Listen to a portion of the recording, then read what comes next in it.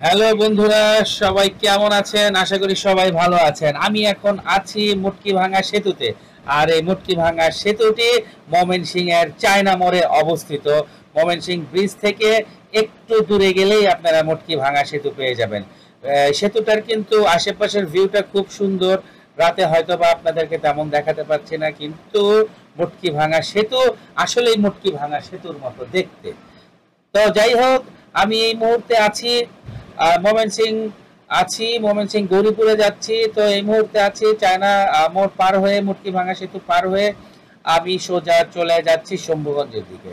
তো শম্ভুগঞ্জ থেকে হাতের ডানে মোচড় নেওয়ার পরেই একটু সামনে গেলে কলতাপাড়া, কলতাপাড়ার হাতের বামে গেলেই পড়বে ময়মনসিংহ গৌরীপুর। তো যাই হোক, আমি আজকে এখানে একটা কাজে এসেছি। তো চিন্তা করলাম যে আপনাদেরকে একটা ব্লগ উপহার দিতে পারি যেহেতু। তো আমার ঢাকা থেকে আমি পুরো ক্যামেরাটাই ওপেন ছিল না, আমি ক্যামেরা বন্ধ করে আসছি। তো আমি এখানে এসে চিন্তা করলাম যে না, এই মুটকিভাঙ্গা সেতু থেকে আমি আমার ভিডিওটা ওপেন করি। তো যাই হোক, আমি ভিডিওটা ওপেন করলাম। ওপেন করার পরে এখন যাচ্ছি, এখন চলে আসছি শম্ভুগঞ্জের দিকে কাছাকাছি। তো শম্ভুগঞ্জ থেকে সোজা যাব গৌরীপুর। তো বন্ধুরা, এই মুহূর্তে আরো অনেক কথা আছে, অনেক কথা বলবো, মাত্র তো ব্লগ শুরু করলাম। তো সবাই সাথেই থাকুন এবং চলতে চলতে আরো কথা হবে।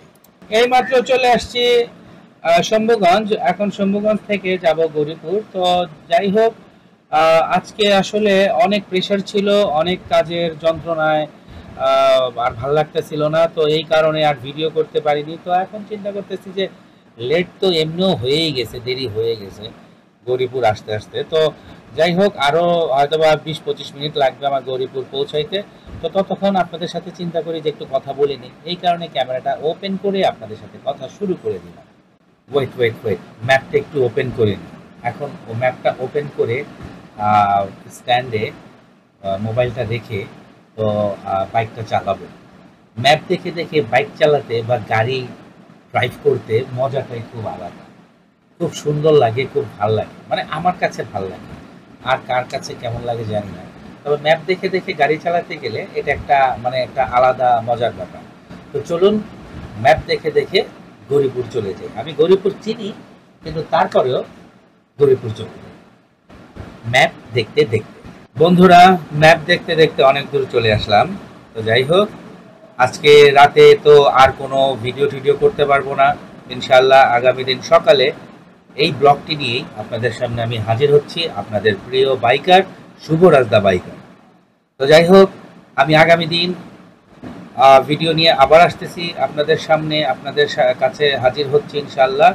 তো এখান থেকে শুরু করলাম ভিডিওটি। রাতে এখন যাব বাসায়, বাসায় যে রেস্ট নিব, গোসল টোসল করবো, গোসল টোসল করে দেন খাওয়া দাওয়া করব, করে ঘুমিয়ে পড়বো। দেন সকালে উঠে ইনশাল্লাহ আল্লাহর রহমতে আবার ব্লগ শুরু করব। তা to be continued this blog. আপনারা সবাই সাথেই থাকুন, ধন্যবাদ। আমরা এখনো নাস্তা করে নাই, তো এখন আমরা যাবো নাস্তা করতে। নাস্তা করার পর বিশেষ রাজবাড়িতে, যেখানে আমি আমার প্রায় 13-14 বছর আমি ওইখানে যাইনি। তো আজকে আমার দুভাই বলছে আমাকে ওই জায়গায় নিয়ে যাবে। তো আমরা ওই জায়গাটা যাবো, দেখা হবে ওই জায়গাতে। তো চলো যাই। চলেন। হ্যালো বন্ধুরা, সবাই কেমন আছেন? আশা করি সবাই ভালো আছেন। তো এখন আমি যাচ্ছি রামগোপালপুর রাজবাড়িতে।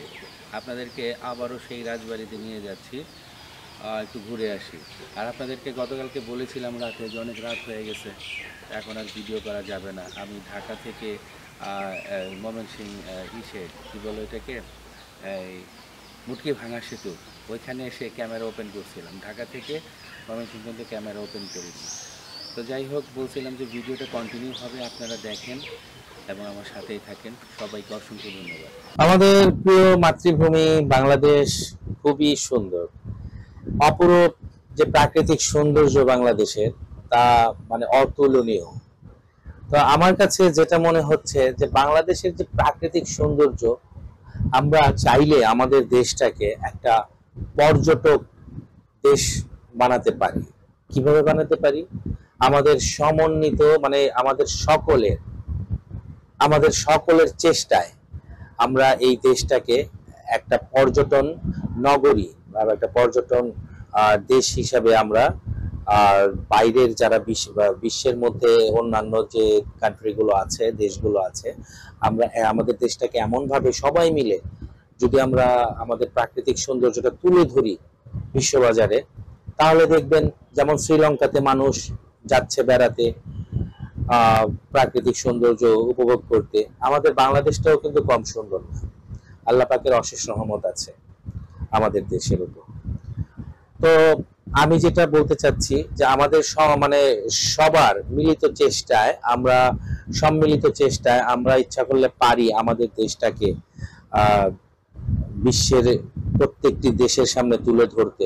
আমরা প্রত্যেকটি ব্লগার নিজ নিজ স্থান থেকে, জায়গা থেকে আমরা যদি আমাদের বাংলাদেশের প্রাকৃতিক সৌন্দর্যটা সবার ইউটিউব, ফেসবুকের মাধ্যমে আমরা প্রচার করি, তাহলে দেখবেন যে আমাদের দেশটা আরো সুন্দর হবে। এবং প্রাকৃতিক সৌন্দর্যগুলো আমরা যখন তুলে ধরবো, তখন বাইরের বিশ্বের অন্যান্য দেশে যে মানুষগুলো আছে, ওরা আমাদের কারো না কারো ব্লগ দেখলে অবশ্যই দেখবেন আমাদের দেশে আসবে। আর ওরা যখন আমাদের দেশে বেড়াতে আসবে, তখন আমাদের রেমিটেন্সটা কিন্তু আরো বাড়বে। তো আমি আশা করি যে সবাই, আমাদের বাংলাদেশটা তো সুন্দরী, এটা তো বলার আর কিছু নাই। আমাদের বাংলাদেশ অনেক সুন্দর, খুব সুন্দর, মাশাআল্লাহ, সুবহানাল্লাহ, আলহামদুলিল্লাহ। তো আসুন আমরা সবাই মিলে চেষ্টা করি যেন আমাদের বাংলাদেশটা একটা পর্যটন নগরী হিসেবে, পর্যটক দেশ হিসেবে, পর্যটন কেন্দ্র আমরা যেন গড়ে তুলতে পারি।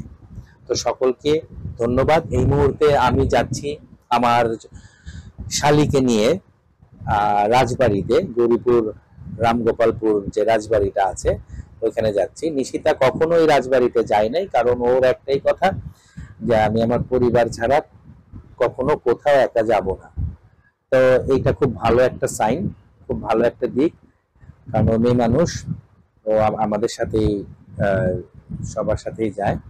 আদারওয়াইজ ওর এই জিনিসটা ভালো লাগলো আর কি। তো এই কারণে আমি বলছি যে আচ্ছা চলো, তুমি আমার সাথে চলো, আমি তোমাকে রাজবাড়ি দেখায় আনি। তো চলুন আমরা রাজবাড়ি সম্পর্কে দেখি কতটুকু জানতে পারি, আপনাদেরকে জানাতে পারি। তো সবাই সাথে থাকুন, ধন্যবাদ। কথা বলতে বলতে চলে আসলাম রাজবাড়ির সামনে। আর রাজবাড়ির সামনে এখন আপনারা একটি স্কুল দেখতে পাচ্ছেন। এই স্কুলটি আসলে 1852 সনে এই স্কুলটি স্থাপিত হয়েছে। তার মানে ভাবুন যে কত আগে থেকে মানুষজন এই গ্রামে বসবাস করে।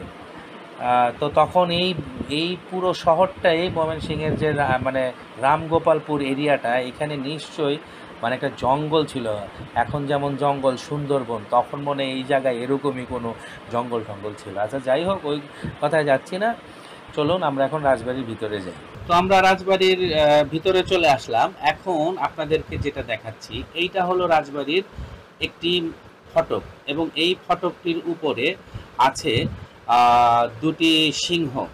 এবং এটা একটা পুরানো বাড়ি, এটা কোন কাজে এখন ব্যবহার করা হয় জানি না। এইসব তথ্য এখন জানার জন্য এসছি এখানে, দেখি কতটুকু আমরা এই রাজবাড়ির ইতিহাস এলাকাবাসীর কাছ থেকে পাই। আর ওইখানে যেটা দেখতে পাচ্ছেন, ওইটা একটা পুরনো বাড়ি, একটা রাজবাড়ি ছিল। আর ওই বাড়ির পিছনে যেটা আপনারা দেখতে পাচ্ছেন, সেই বাড়ির পিছনে হচ্ছে একটি ঘাট আছে, আমরা ওই ঘাটটিও দেখব। আর এই যে রাজবাড়ির গেটের সাথে আপনারা যে টিনের একটা বেষ্টনী দেখতে পাচ্ছেন, এইটা কিন্তু আপনার একটা মন্দির ছিল, এখনো এই মন্দিরটি আছে। এই যে দেখুন, এই যে মন্দিরটি, এই যে আমার হাতের বাম পাশে, হ্যাঁ, এটা একটা পুরোটা একটা মন্দির, রামগোপালপুর পূজা মন্দির আর কি। হ্যাঁ, হিন্দুদের খুব নাম করা একটা মন্দির এখানে।